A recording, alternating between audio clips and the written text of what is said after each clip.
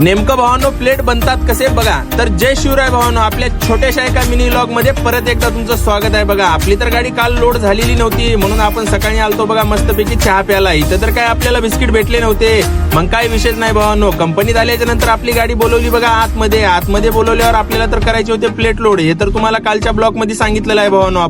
आपल्याला plate load करायचे होते आणि प्लेटची मशीन पण बघण्यात आली भावांनो. एवढी मोठी मशीन होती का कॉईल पासून प्लेट म्हणजेच आपल्या गाडीचे फर्स साईडचा पत्रा जे बनवतो तेच प्लेट ही कंपनी बनवत होती बघा. एकच नंबर मध्ये प्लेट वगैरे होते भावांनो. हे प्लेट घेऊन जायचं होतं आपल्याला सांगलीला. हा खरं डेंजर लोड आहे एवढा माहित आहे. ब्रेक वगैरे सेटल मारायला जमना भावांनो, काळजीपूर्वक भरत जा, त्यात काही विषय नाही भावांनो.